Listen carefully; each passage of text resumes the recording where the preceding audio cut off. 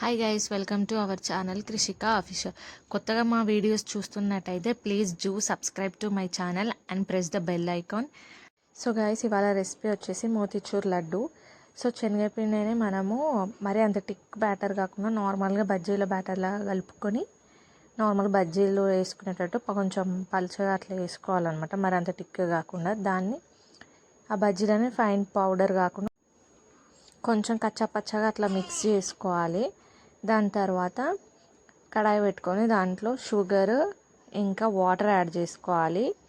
మీరు ఎంత క్వాంటిటీలో చేసుకుంటారో అంత క్వాంటిటీని బట్టి యాడ్ చేసుకోండి.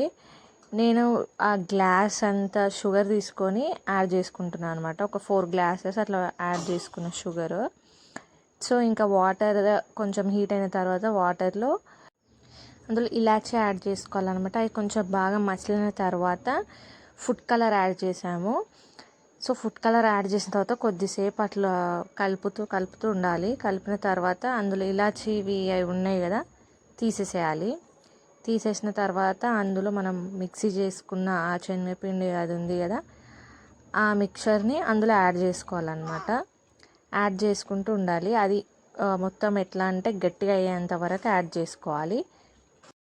సో కింద అడుగు అంటకుండా మనం మంచిగా మిక్స్ చేసుకోవాలన్నమాట.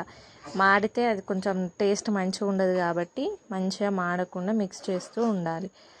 ఆ మిక్చర్ మొత్తము దగ్గరికి మంచిగా ఉడకాలన్నమాట. మంచిగా దగ్గరికి ఉడికిన తర్వాత అది మనకి ఎట్లా అంటే బాల్స్ వేసుకునేటట్టు రావాలి. కొంచెం చల్లగా అయిన తర్వాత సో లడ్డూలు చేసుకోవాలన్నమాట. సో లాస్ట్కి బాదం యాడ్ చేశాను. Thank you for watching my video till end.